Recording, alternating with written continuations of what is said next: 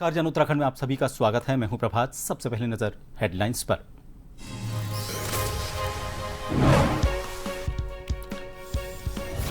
उत्तराखंड मना रहा रजत जयंती उत्सव। युवा आपदा मित्र योजना के तहत 4,310 युवाओं को दिया जा रहा प्रशिक्षण। सीएम धामी ने कहा, आपदा प्रबंधक क्षमता भी बनेगी शक्ति।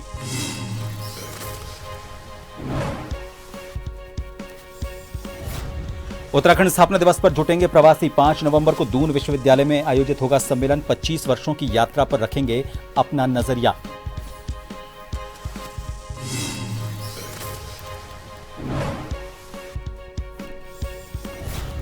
उत्तराखंड बाल आयोग ने न्याय बोर्ड और चाइल्ड हेल्पलाइन की समीक्षा बैठक की। अध्यक्ष खन्ना ने कहा, तीनों संगठनों के बीच समन्वय में दिख रही थी कमी।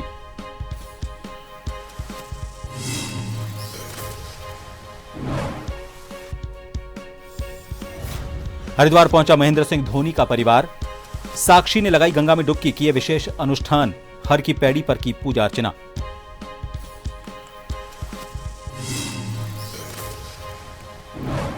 और नहाय खाए के साथ शुरू हुआ छठ पर्व। काशीपुर में 8 से 10 जगहों पर घाट हो रहे तैयार। व्रती महिलाएं कर रही स्पेशल तैयारी।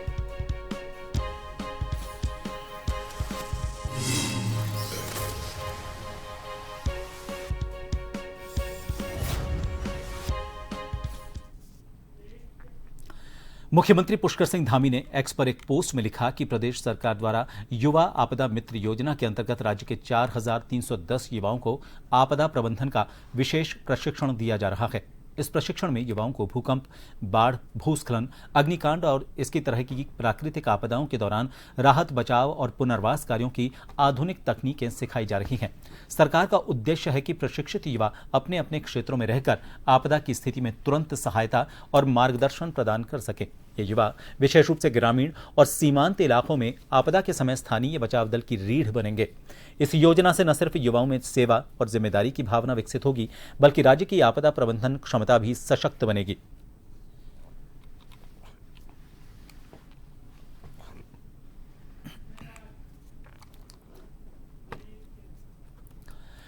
राज्य स्थापना के रजत जयंती वर्ष में प्रवासी उत्तराखंडी 5 नवंबर को दून विश्वविद्यालय में जुटने जा रहे हैं। मौका है दूसरे प्रवासी उत्तराखंडी सम्मेलन के आयोजन का। इस एक दिवसीय सम्मेलन में उत्तराखंड की 25 वर्षों की यात्रा पर प्रवासी उत्तराखंडी अपने नजरिए को सामने रखेंगे। साथ ही सुझाव देंगे कि उत्तराखंड का भविष्य में और बेहतर बनाने के लिए क्या किया जा सकता है। अभी तक विभिन्न राज्यों के 200 प्रवासियों ने अपना पंजीकरण करा दिया है।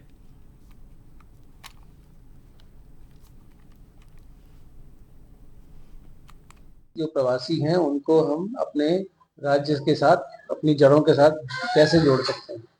तो ये पिछले सम्मेलन के बाद में इसमें काफी सफलता मिली है और प्रवासी जो हैं अब अपने राज्य से जुड़ रहे हैं। उसके अलावा एक मुख्यमंत्री जी की पहल थी कि अडॉप्ट ए विलेज वाला जो प्रोग्राम था, उसमें भी काफी प्रवासियों ने आगे आके भाग लिया है और उस मुहिम में जुड़े हैं। उससे क्या होगा, उनकी जो विशेषज्ञता है, उनकी एक्सपर्टीज है, उनका अनुभव है, उसका लाभ उनके गांव को या आसपास के जो जगह हैं उनको मिलेगा। और इससे हमारे कई क्षेत्रों में, जैसे कृषि में है, पर्यटन में है, और कई नई टेक्नोलॉजीज हैं जो दूसरी जगह यूज कर रहे हैं वो लोग, उनका भी लाभ उत्तराखंड को मिलेगा। बाल आयोग की अध्यक्ष डॉक्टर गीता खन्ना की अध्यक्षता में बाल कल्याण समिति, किशोर न्याय बोर्ड और चाइल्ड हेल्पलाइन के साथ समीक्षा बैठक आयोजित की गई। इस बात पर उत्तराखंड बाल आयोग की अध्यक्ष डॉक्टर गीता खन्ना ने कहा कि तीनों संगठनों के बीच समन्वय में हमें कमी दिख रही थी और कुछ समय पहले बालिकाओं को लेकर सुप्रीम कोर्ट द्वारा निर्देश भी दिए गए, जिसके तहत इन सभी संगठनों का अभिसरण कैसे हो उसे लेकर बैठक हुई। साथ ही उन्होंने ये कहा कि कुछ दिन पहले हरिद्वार में एक बालिका को CWC, TPO और चाइल्ड हेल्पलाइन के बीच चल रही दिक्कतों के कारण काफी समय तक पुलिस थाने में पूछताछ के लिए रहना पड़ा और इन्हीं कमियों को पूरा करने के लिए ये बैठक ली गई है।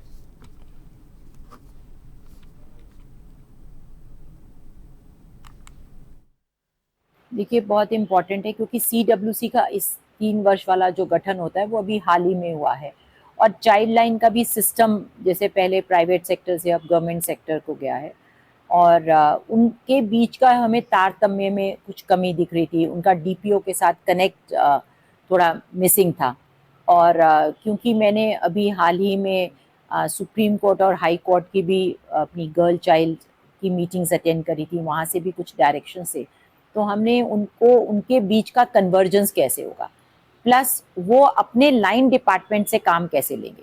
जैसे अभी थोड़े दिन पहले हरिद्वार में एक बच्ची थी और बहुत समय तक चाइल्ड लाइन और CWC और DPO के बीच के मिस कनेक्शन की वजह से मेरे बार बार इंटरवीन करने पर भी वो काफ़ी घंटे तक पुलिस थाने में बिठाई गई। दूसरे शहर की थी, दूसरे प्रदेश की थी, लेकिन कहीं का भी हो, देश का हो, प्रदेश का हो, विदेश का हो, बच्चा कोई भी पुलिस स्टेशन में रिक्वायर्ड टाइम से ज़्यादा नहीं रहना चाहिए, और वो भी महिला, लड़की, गर्ल चाइल्ड तो बिल्कुल नहीं रहनी चाहिए। तो यही सब कमियों को देखते हुए हमने ये रिव्यू और इंस्ट्रक्शन कह लीजिए, ये बैठक बुलाई थी। अग्निवीर भर्ती पूर्व निःशुल्क प्रशिक्षण के लिए SOP तैयार करने का काम किया है। मुख्यमंत्री पुष्कर सिंह धामी के निर्देश पर खेल एवं युवा कल्याण विभाग सभी जिलों में युवाओं को प्रशिक्षण देने का काम करेगा।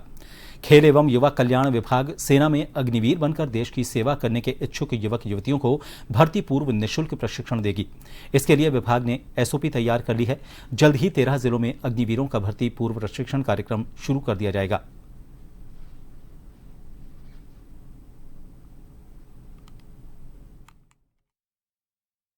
उत्तराखंड एक सैनिक बहुल प्रदेश है। देश की सेना का 17.5% की पूर्ति हमारा छोटा सा राज्य करता है। चाहे सैन्य अधिकारी के रूप में हो, चाहे एक सैनिक के रूप में हो, यहाँ के नौजवान देश की सीमा पर जाकर देश की रक्षा करना चाहते हैं। और अग्निवीर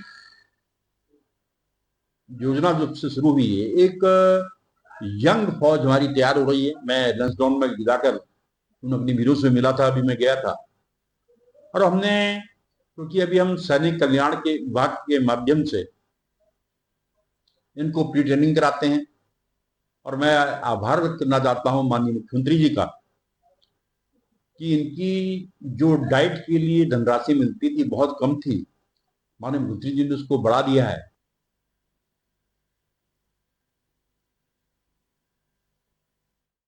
को लेकर राजनीतिक बयानबाजी तेज हो गई है। भाजपा प्रदेश प्रवक्ता कमलेश रमन ने कहा कि कांग्रेस इस योजना पर बिना वजह हो हल्ला मचा रही है और युवाओं की भावनाओं को समझने में नाकाम साबित हो रही है। उन्होंने कहा कि अग्निवीर योजना देशभक्ति से जुड़ी पहल है, जिसमें युवाओं को सेवा का मौका मिलता है। 4 साल की सेवा के बाद उन्हें आरक्षण और स्थायी नौकरी के अवसर भी प्राप्त होते हैं। कमलेश रमन के अनुसार युवा इस योजना में बढ़ चढ़कर हिस्सा ले रहे हैं, लेकिन कांग्रेस केवल राजनीतिक लाभ के लिए बयानबाजी कर रही है।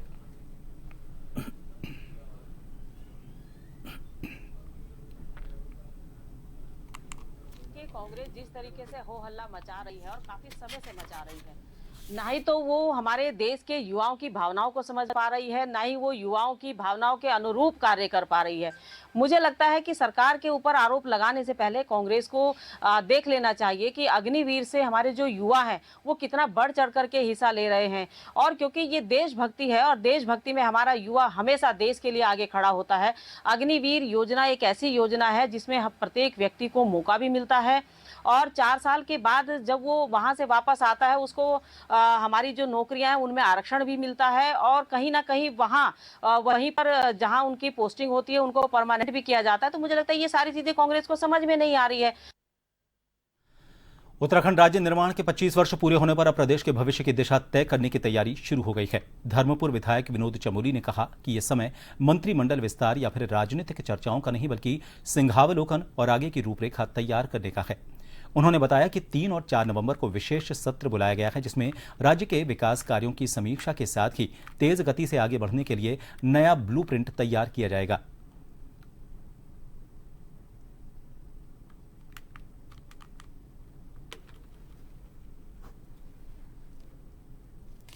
मंत्रिमंडल विस्तार या बाकी की चीजों का नहीं है।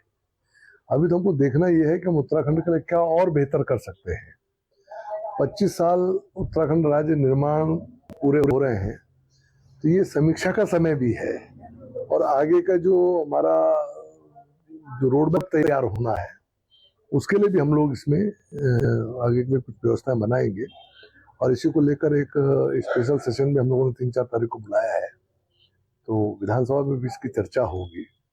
तो सही मामले में एक सिंहावलोकन जैसे होता है, जब हम आगे बढ़ते हैं तो शेर जब आगे बढ़ता है तो पीछे मुड़ के भी देखता है कि आखिर मैं क्या क्या करके आया हूँ, कितना रास्ता मैंने तय किया। तो सिंहावलोकन का समय हमारे लिए है।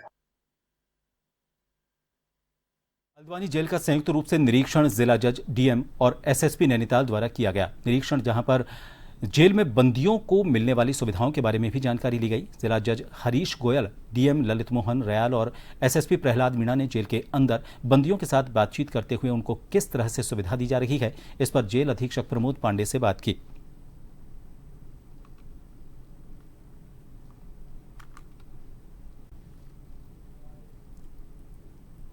आज यहाँ पर नियमित निरीक्षण किया गया। इसमें जिला जज साहब, एसएसपी साहब और हम डिस्ट्रिक्ट मजिस्ट्रेट तीनों ने संयुक्त रूप से इस कारागार की स्थितियों को देखा। बंदियों से भी फीडबैक लिया गया। तो ये देखा गया कि सबको निःशुल्क चिकित्सकीय सहायता और विधिक सहायता निःशुल्क मिलनी चाहिए। जो सिद्ध दोष बंदी हैं, उनके जो हुनर के काम हैं, उनके जो हस्त कौशल के काम हैं, तो उसको भी देखा गया। यहाँ जो अधीक्षक हैं कारागार के, उन्हें कहा गया है कि वो अगर और ट्रेड्स चाहते हैं तो स्किल डेवलपमेंट से हम लोग उसको देखेंगे कि टाई अप करा देंगे। उत्तराखंड में गैरसैंण को स्थायी राजधानी बनाने की मांग एक बार फिर जोर पकड़ रही है। इस मुद्दे पर कांग्रेस प्रदेश प्रवक्ता शीशपाल बिष्ट ने कहा कि गैरसैंण राज्य की जनभावना, शहीदों के सपनों और आंदोलनकारियों की आकांक्षाओं से जुड़ी राजधानी है। उन्होंने ये कहा कि राज्य स्थापना दिवस पर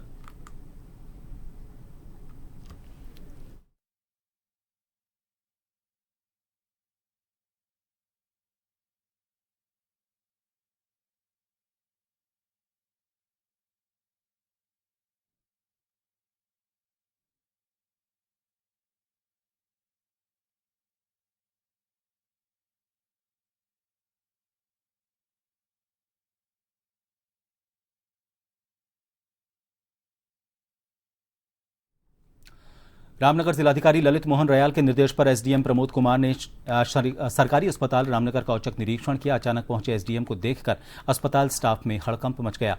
निरीक्षण के दौरान दवा स्टोर, एक्सरे रूम और पैथोलॉजी लैब में कई खामियां मिली। मरीजों ने शिकायत की कि उनकी जांचें और दवाइयां बाहर से कराई जा रही हैं। कई डॉक्टर और कर्मचारी बिना वर्दी और बिना नेम प्लेट के मिले। एसडीएम ने अस्पताल में अल्ट्रासाउंड सुविधा के अभाव को गंभीर माना और ये कहा कि इससे गर्भवती महिलाओं को परेशानी हो रही है। उन्होंने बताया कि निरीक्षण रिपोर्ट उच्च अधिकारियों को भेजी जा रही है और लापरवाही पर कार्रवाई की जाएगी।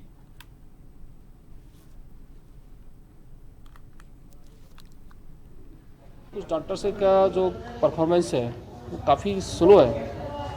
काफ़ी स्लो इन द सेंस, मतलब कि सुबह से लेकर अभी तक हम लोग जब इंस्पेक्शन किया था लगभग से 2.5 घंटा करीब हो चुका था। मॉर्निंग अगर 1.5 से 2 घंटा, मतलब 4 से 5 पेशेंटें देखा गया उनके द्वारा, जबकि कुछ के द्वारा काफ़ी अच्छा भी देखा गया है। जैसे कुछ हम लोग पैथोलॉजिस्ट वगैरह, कुछ लोगों को और सर्जन जो ऑर्थोपेडिक सर्जन वगैरह चेक कर रहे थे, तो लोगों ने लगभग 89-90 के आसपास भी पेशेंट देखे हुए हैं।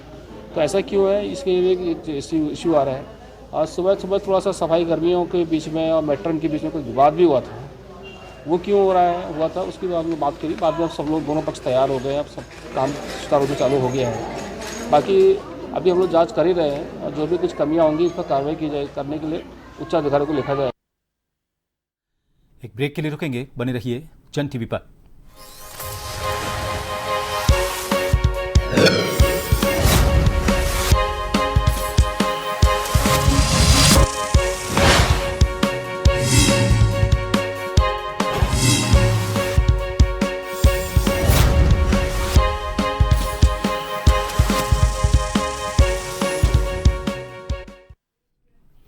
एक बार फिर आप सभी का स्वागत है। दून पुलिस ने देर शाम सार्वजनिक जगहों पर शराब पीने वालों के खिलाफ सख्त कार्रवाई की। नेहरू कॉलोनी थाना क्षेत्र में पुलिस टीम ने चेकिंग अभियान चलाते हुए सड़क किनारे और वाहनों में शराब पी रहे 18 लोगों को रंगे हाथ गिरफ्तार किया। पुलिस ने सभी आरोपितों को एक बस में बिठाकर थाने पहुंचाया, जिसे देखकर लोगों ने इनका मजाक में शराबियों की बारात भी इसे कहा। थाने में पूछताछ के बाद सभी के खिलाफ धारा 81 पुलिस एक्ट के तहत कार्रवाई करते हुए हर एक से 4,500 रुपए का जुर्माना वसूला गया।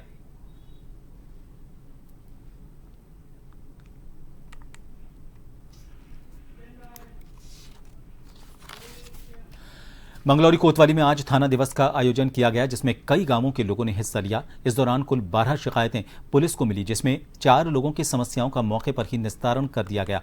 बाकी 2 लोगों को जल्द ही उनकी शिकायत के आधार पर मुकदमा दर्ज कराने का आश्वासन दिया गया है। मंगलौर सीओ विवेक कुमार ने बताया कि थाना दिवस से लोगों को काफी राहत मिल रही है, क्योंकि इस दौरान सभी अधिकारी एक साथ मौके पर मौजूद रहते हैं और सभी मामलों का निवारण करने में सहूलियत रहती है।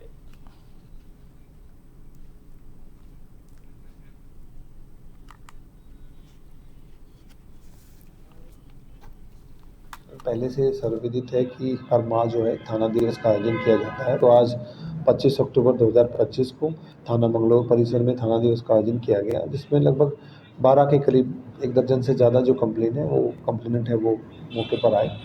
उनमें से 2 में तो तत्काल ही जो उसमें FIR पंजीकृत करने के लिए और बाकी मामलों में जो जाँच है उसके लिए बताया गया है।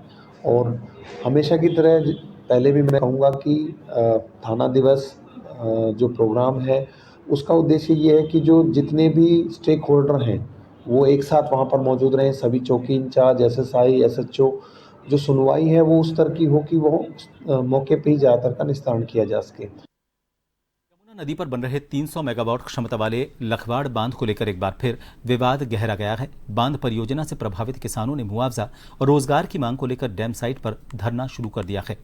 ग्रामीणों का आरोप है कि अब तक उन्हें उनकी परिसंपत्तियों का उचित मुआवजा नहीं मिला है और स्थानीय युवाओं को रोजगार से भी वंचित रखा गया है। प्रभावितों का कहना है कि कई बार ज्ञापन देने के बावजूद प्रशासन और निर्माणदायी कंपनी ने उनकी समस्याओं पर ध्यान नहीं दिया। धरने के दौरान ग्रामीणों ने बताया कि सुरंग विस्फोटों से गांवों के मकानों और खेतों में दरारें आ गई हैं, जिससे भारी नुकसान हुआ है। उन्होंने चेतावनी दी कि अगर जल्द समाधान नहीं निकला तो धरना अनिश्चित काल तक जारी रहेगा।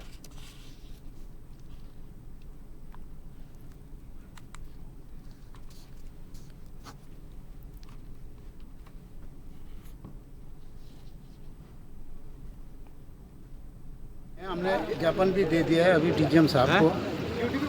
और ये जो पिछड़ा क्षेत्र है हमारा OBC और ST SC, यहाँ के लोग बहुत सीधे साधे हैं। 3 सालों से यहाँ अनलीगल काम चल रहा है, यानी कि अभी भूमि अधिग्रहण नहीं हुई है काश्तकारों की, और L&T कंपनी मजे से काम कर रहे हैं और बाहर के मजदूरों को ला रहे हैं। हमारा 1% भी आदमी यहाँ मजदूरी पे नहीं है। ये इसमें तो जो शासन प्रशासन है और हमारी UGVNL जो कंपनी है, हमारी जो क्षेत्र की UGVNL है, उसकी सबसे बड़ी लापरवाही है। देखो, अभी थोड़ी देर पहले आपसे वार्ता आपने सुनी भी है कि जो नई अधिग्रहण करी गई, पुरानी करी गई, जो भी आप दोबारा से इसका सर्वे कर रहे हैं, उसका एक तो कोई किसी क्षेत्र वासियों से डिस्कस नहीं किया गया कि भाई किसकी कितनी जमीन जा रही है। दूसरा, रोजगार की बात है। रोजगार जब तक आप हमें ये नहीं बताएंगे कि हमारा रोजगार कितने % जो अस्थायी है, भाई जो कंपनी काम कर रही है वो कितने % पे हमारे को आपने रखा। आप 70 पे रख रहे हो, 80 पे रख रहे हो, 10 पे रख रहे हो, 5 पे रख रहे हो, उसका जियो आपने अभी तक जारी नहीं किया कंपनी को। एग्रीमेंट में बोलते हैं, एग्रीमेंट हमें कौन दिखाएगा। यही निवेदन करते हैं कि हमारी मांगों को स्वीकार करें विनम्रतापूर्वक। अगर आप अगर नहीं स्वीकार करती है तो हम इस आंदोलन को और आगे बढ़ाएंगे। यानी कि लगातार आपका आंदोलन चलता रहेगा? जी हाँ, ये लगातार चलता रहेगा। अभी शांतिपूर्वक चल रहा है। हो सकेगा अगर ऐसी संभावना बने तो इसे उग्र में भी तब्दील किया जा सकता है। तुर्की के पनियाला गांव के पास हाईवे पर तेज रफ्तार कंटेनर ने ट्रैक्टर बोगी को पीछे से टक्कर मार दी। टक्कर इतनी जबरदस्त थी कि जैनपुर झंझेड़ी गांव निवासी अकबर की मौके पर ही मौत हो गई, जबकि उसका साथी शब्बीर गंभीर रूप से घायल हो गया।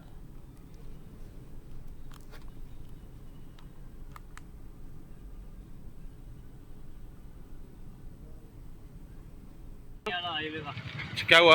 एक्सीडेंट, गाड़ी वाले ने पीछे से ट्रैक्टर वाले को टक्कर मारी। अच्छा, कोई मरा भी? हाँ जी, एक। कौन?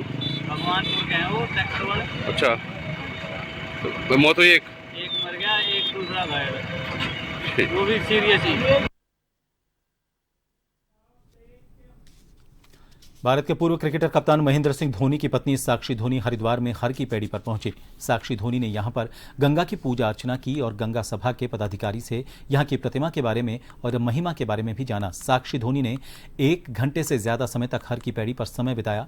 इस दौरान परिवार के अन्य सदस्यों के साथ साथ उनकी बेटी जीवा भी मौजूद रहीं।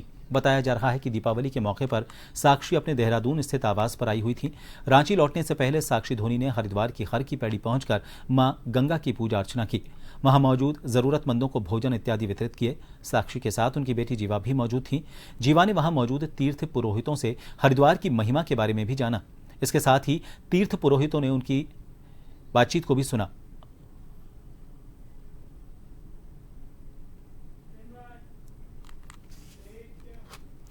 छठ पर्व को लेकर उधम सिंह नगर जिले के साथ काशीपुर में भी श्रद्धा और उत्साह का माहौल है। यहां पर 8 जगहों मोटेश्वर महादेव मंदिर, श्यामपुरम पुरिया, आईजीएल मोड़, सूत मिल चौरा कॉलोनी, इसके अलावा शुगर फैक्ट्री, कुंडेश्वरी चौराहा, बसई चौक और तीर्थ द्रोणा सागर पर छठ महोत्सव मनाया जाएगा। सभी घाटों पर सफाई और रंग रोगन का काम अंतिम चरण में है। नगर निगम के महापौर दीपक बाली और एसडीएम अभय प्रताप सिंह ने व्यवस्थाओं का निरीक्षण किया। व्रती महिलाएं परिवार की सुख समृद्धि के लिए व्रत रखती हैं, लहसुन प्याज से परहेज करती हैं और सूर्य को अर्घ्य देकर छठी मैया से आशीर्वाद मांगती हैं।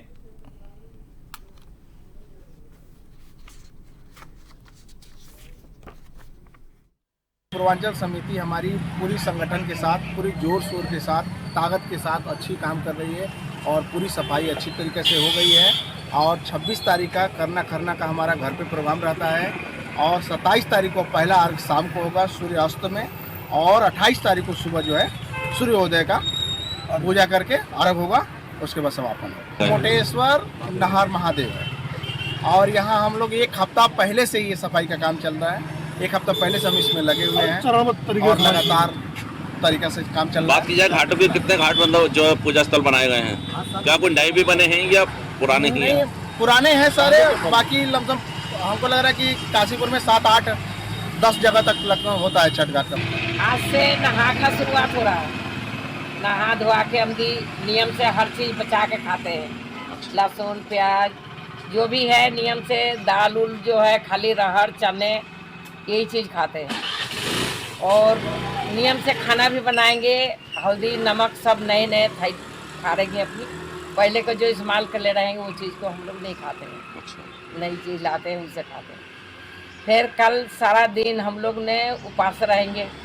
शाम को टाइम में ऐसा है जो हम लोग रसिया बनाते हैं भून के और बना के थोड़ा रोटी बनाते हैं, दोहती कहते हैं, वो बना के हम लोगों ने पूजा करते हैं घर में।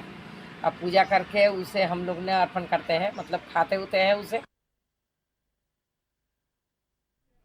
उत्तराखंड में चारधाम यात्रा अब अपने अंतिम चरण में है। यमुनोत्री, गंगोत्री और केदारनाथ धाम के कपाट बंद होने के बाद अब केवल बद्रीनाथ धाम में दर्शन जारी हैं, जिसके कपाट 25 नवंबर को बंद होंगे।